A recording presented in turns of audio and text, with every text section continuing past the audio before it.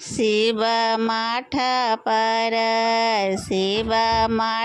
पर शोभे लाल ध्वजा। शिव मठ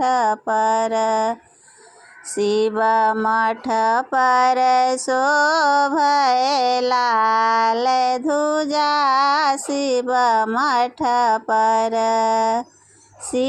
मठ पर हो बजरंग ध्वजा। शिव मठ पर हो बजरंग ध्वजा। शिव मठ पर शोभे लाल ध्वजा। शिव मठ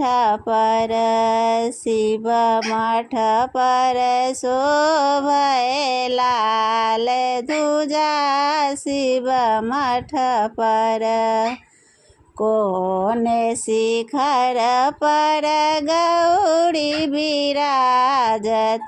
कौन शिखर पर गौरी विराजत हो। कौन शिखर पर बम भोला हो। कौन शिखर पर बम भोला। शिव मठ पर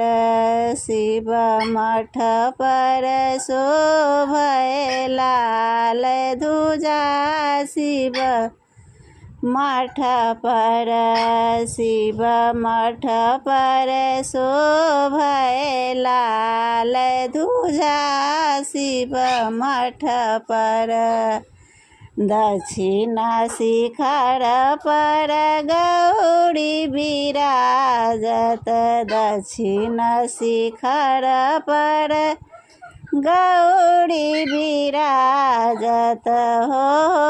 उत्तर शिखर पर बम भोला हो। उत्तर शिखर पर बम भोला। शिव मठ पर शोभे लाल ध्वजा। शिव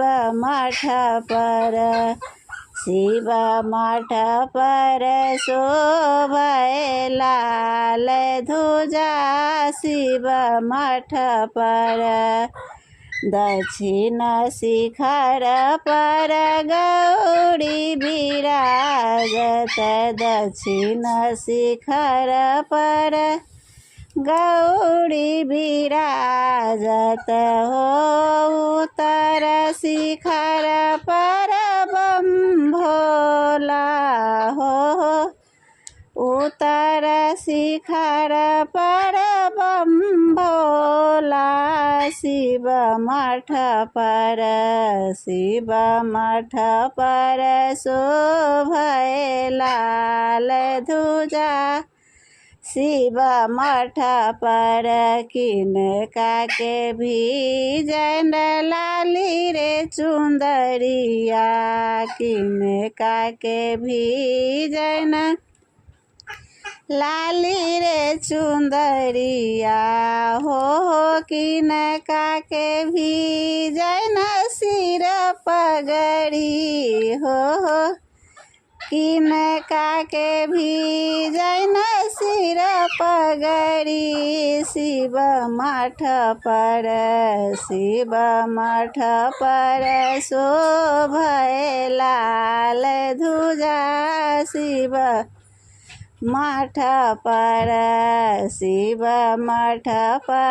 शोभे लाल ध्वजा। शिव मठ पर गौरी के भी जैन लाली रे चुंदरिया। गौरी के भी जैन लाली रे चुंदरिया हो। भोला के भी जैन सिर पगड़ी हो।